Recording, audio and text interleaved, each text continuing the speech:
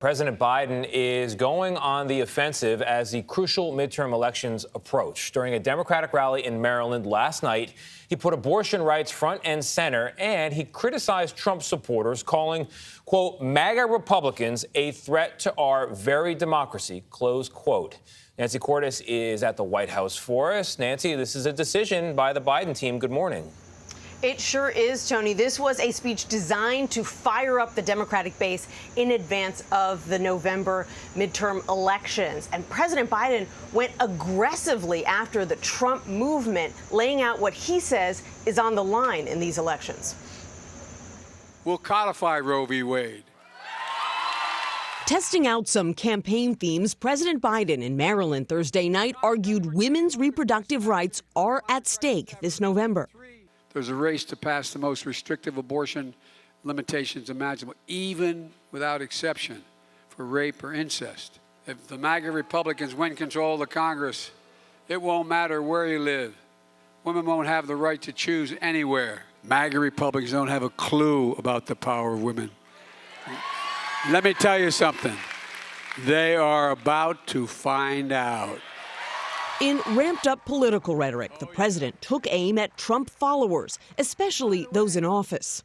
In this moment, those of you who love this country, Democrats, independents, mainstream Republicans, we must be stronger, more determined, and more committed to saving America than the MAGA Republicans are destroying America. With just over 10 weeks to go before midterm elections, President Biden and his party are looking to capitalize on a series of recent policy wins, including the health care and climate change law, gun reform, and the new student loan forgiveness plan. It's completely unfair, which Republican lawmakers slammed Thursday.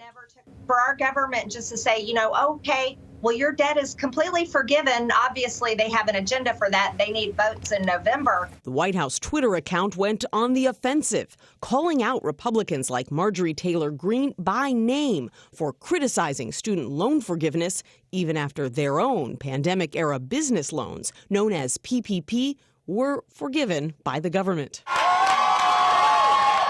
Democrats feeling new optimism after their candidates beat Mr. Biden's 2020 margins in 4 recent special congressional elections, including in New York, where Pat Ryan beat a tough Republican opponent by focusing on abortion rights.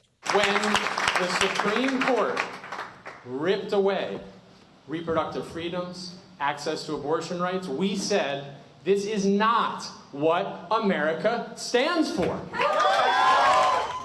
Candidate Biden may have run on civility and bringing Americans together, but now with control of the House and the Senate hanging in the balance, he is clearly ratcheting up the rhetoric, Tony. Yeah. Nancy, in regards to abortion access, there are a number of new laws taking effect all around the country. What can you tell us about those?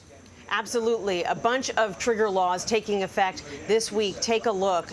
Near total bans went into effect just yesterday in Tennessee and Idaho. Penalties were tightened in Texas. And this weekend, Oklahoma is going to enact a law increasing penalties on doctors who perform abortions. Now, the White House thinks that all of these restrictions are going to galvanize Democrats across the country the way that they did in Kansas a couple of weeks ago when an anti-abortion measure was defeated at the polls. But whether this issue has as much potency come November as it does right now remains to be seen. Yeah, time will tell. Nancy, thank you very much.